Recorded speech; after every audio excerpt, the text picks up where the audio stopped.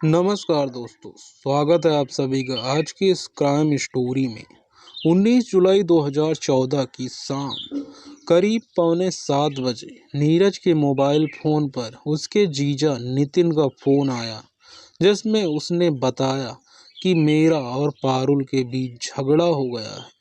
अब हमारा सब कुछ खत्म हो गया है। इसके बाद फ़ोन कट गया। इतना सुनते ही नीरज परेशान हो गया कि जीजा यह किस तरह की बातें कर रहे हैं। उसने महसूस किया कि फोन करते समय जीजा की आवाज में घबराहट थी। नीरज जानना चाहता था कि ऐसा क्या हो गया जो उन्होंने इस तरह की बात कही। जानने के लिए उसने नितिन को फोन लगाया, लेकिन किसी वजह से उससे बात नहीं हो सकी। नितिन पत्नी पारुल और 4 साल की बेटी आयुषी के साथ नोएडा सेक्टर 120 स्थित प्रतीक लोरियल अपार्टमेंट के फ्लैट नंबर 402 में रहता था। बात गंभीर थी, इसीलिए नीरज ने यह बात अपने पिता सुरेंद्र कुमार को फोन करके बता दी। सुरेंद्र कुमार धीपड़वाड़ा, रेवाड़ी, हरियाणा में रहते थे। रेवाड़ी से नितिन का फ्लैट बहुत दूर था। जल्द फ्लैट पर पहुंचना उनके लिए असंभव था। इसीलिए उन्होंने भी दामाद से बात करने के लिए कई बार फोन मिलाया, लेकिन किसी वजह से उनकी बात नहीं हो सकी और न ही बेटी पारुल से कोई संपर्क हो सका। सुरेंद्र कुमार भी इस बात की चिंता कर रहे थे कि बेटी और दामाद में से किसी का भी फोन क्यों नहीं लग रहा। नितिन ने नीरज से फोन पर जो शब्द कहे थे, उससे उन्हें अंदेशा हो रहा था कि कहीं उन लोगों के साथ कोई अनहोनी तो नहीं हो गई। इस तरह की तमाम आशंकाएं उनके मन में आ रही थी। नोएडा में सुरेंद्र कुमार के एक रिश्तेदार रहते थे। उन्होंने अपने उस रिश्तेदार को फोन करके दामाद के फ्लैट पर जाकर पता लगाने को कहा। उसी समय वह रिश्तेदार लोरियल अपार्टमेंट के फ्लैट नंबर 402 पर पहुंचा तो उसे वह फ्लैट बंद मिला। फ्लैटों में रहने वाले अधिकांश लोग अपने पड़ोसी तक से वास्ता नहीं रखते, वे केवल अपने काम से मतलब रखते हैं। तभी तो उस रिश्तेदार ने जब नितिन का फ्लैट बंद देखा तो उसके आसपास वालों से नितिन के बारे में पूछा, लेकिन उसे कोई जानकारी नहीं मिल सकी। उस रिश्तेदार ने यही बात फोन पर सुरेंद्र कुमार को बता दी। फ्लैट बंद था, बेटी और दामाद का फोन नहीं मिल रहा था। सभी लोग कहाँ चले गए, यही सोचकर घर के सदस्य चिंतित थे। अब तक रात भी गहरा चुकी थी। ऐसे में उनके सामने रात भर इंतजार करने के अलावा कोई दूसरा चारा नहीं था। उन्होंने सुबह होते ही नोएडा जाकर बेटी दामाद का पता लगाने का निश्चय किया। चिंता में उन्हें रात भर नींद नहीं आई। अगले दिन 20 जुलाई 2014 को सुरेंद्र कुमार अपनी पत्नी और बेटे के साथ नोएडा स्थित अपने दामाद के फ्लैट पर पहुंचे। उन्हें भी फ्लैट बंद मिला तो उन्होंने सोसाइटी के पदाधिकारियों को इसकी सूचना दी। फ्लैट बंद और उसमें रहने वालों का कोई अता पता नहीं चलने पर मामला संदिग्ध लग रहा था। सोसाइटी के एक पदाधिकारी ने इसकी सूचना थाना सेक्टर 58 को दे दी। थाने में खबर मिलने के थोड़ी देर बाद ही थाना प्रभारी चरण सिंह शर्मा सेक्टर 120 स्थित प्रतीत लोरियल अपार्टमेंट पहुंच गए। तब सोसाइटी वाले पुलिस को उस फ्लैट तक ले गए जिसमें नितिन परिवार के साथ रहता था। फ्लैट का दरवाजा बंद होने से पुलिस भी चौंकी। फ्लैट खोलना जरूरी था, उसके बाद ही नितिन और उसकी बीवी बच्ची का पता लग सकता था। वहां मौजूद लोगों की मौजूदगी में थाना प्रभारी ने नितिन के फ्लैट का ताला तोड़कर अंदर घुसे तो उन्हें तेज बदबू का एहसास हुआ। फ्लैट का नजारा चौंकाने वाला था। जमीन पर बिछे गद्दे पर नितिन की 4 साल की बेटी आयुषी मृत पड़ी थी। नितिन की लाश देखकर सुरेंद्र कुमार और उनकी पत्नी जोर शोर से रोने लगी। बच्ची की लाश मिलने के बाद पुलिस नितिन और पारुल को ढूंढते हुए फ्लैट की लॉबी में पहुंची तो कुर्सी पर 28 वर्षीय पारुल की लाश मिली, लेकिन नितिन फ्लैट में नहीं मिला। दोनों लाशों से तेज बदबू आने से लग रहा था कि उनकी हत्या कई दिनों पहले की गई थी। मौके पर चाकू तथा फर्श पर खून के धब्बे थे। पारुल के साथ हाथ पर भी कटने का निशान था। घटना स्थल की स्थिति में लग रहा था कि पारुल की हत्या चाकू से की गई थी और उसकी बेटी आयुषी का गला घोंटा गया था। नितिन के गायब होने से सभी का अनुमान था कि यह सब उसी ने किया होगा। पारुल के माता पिता यह नहीं समझ पा रहे थे कि नितिन की घर गृहस्थी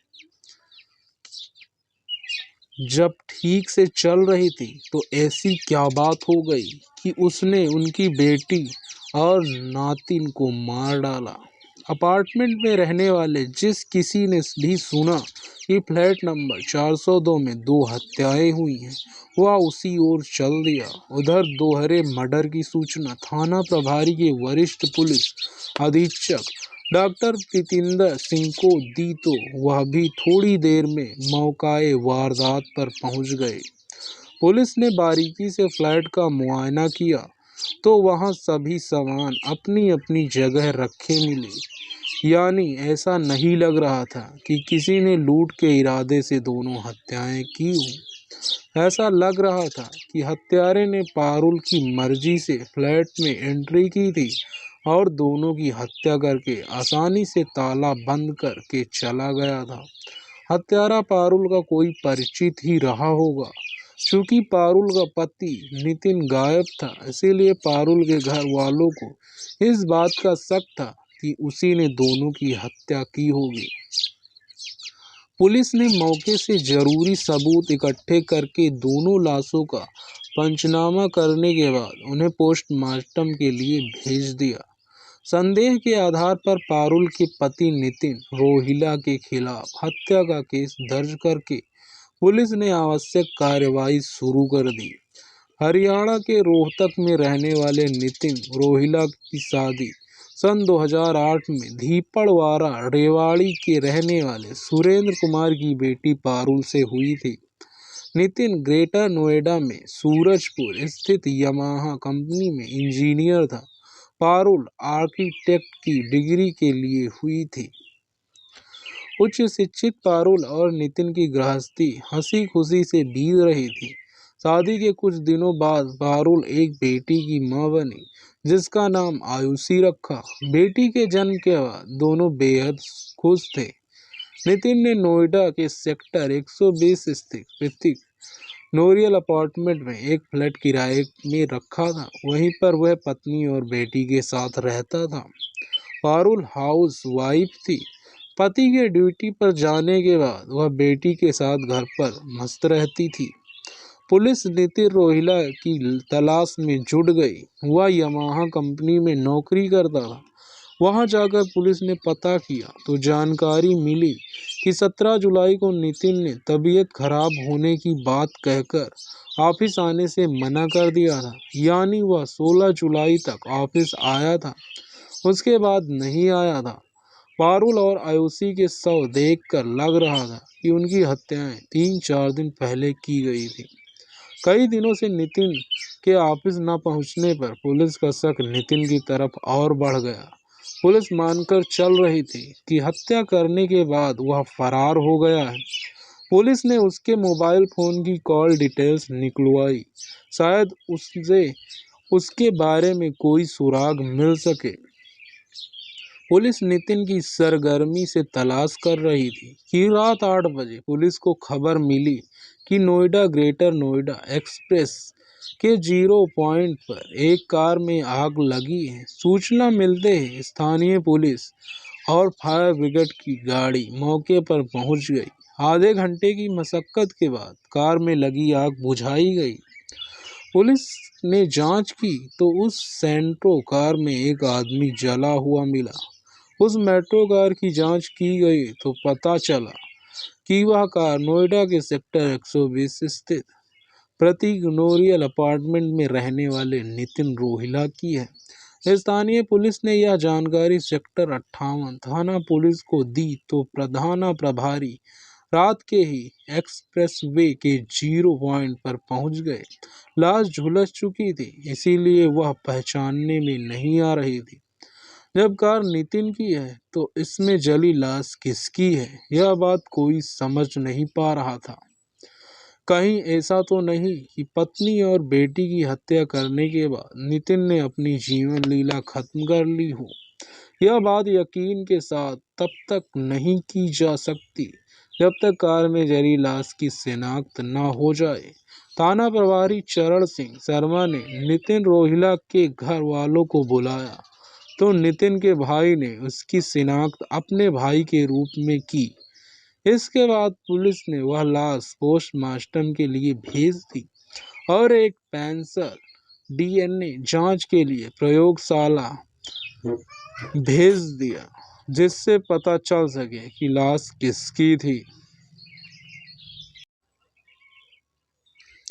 पुलिस यह भी मानकर चल रही थी कि कहीं यह नितिन की कोई गहरी साजिश तो नहीं है, जिसमें उसने पत्नी व बेटी की हत्या करने के बाद खुद को बचाने के लिए किसी और को बलि का बकरा बना दिया हो। नितिन को लेकर पुलिस असमंजस की स्थिति में आ गई। पारुल और उसकी बेटी आयुषी की जो पोस्टमार्टम रिपोर्ट आई उसमें बताया गया था कि पारुल की हत्या गला दबाकर की गई थी और आयुषी की मौत भी सांस रुकने की वजह से हुई थी। नाक और मुंह बंद करके आयुषी की सांस रोकी गई थी और दोनों की हत्या 16-17 जुलाई 2014 की रात को की गई थी। नोएडा के जिस अपार्टमेंट में नितिन रहता था, पुलिस ने वहीं से जांच की शुरुआत की। पुलिस के पास नितिन के फोन के कॉल डिटेल भी आ चुकी थी। कॉल डिटेल्स के अध्ययन से पता चला कि जिस रात पारुल और आयुषी की हत्या की गई थी, नितिन के फोन की लोकेशन प्रतीक रोरियल अपार्टमेंट की ही थी। अपार्टमेंट के लिफ्ट में लगे सीसीटीवी फुटेज में पता चला कि 16 जुलाई के बाद पारुल और आयुषी फ्लैट से नहीं निकले थे। शाम के समय नितिन को फ्लैट से जरूर जाते देखा गया था। इसका मतलब 16 जुलाई की शाम को नितिन फ्लैट में आया था। उस समय वह सूरजपुर स्थित अपने ऑफिस से आया था। उसके ऑफिस से पता चला कि 16 जुलाई को ड्यूटी करने के बाद वह वहां से 5 बजे निकला था।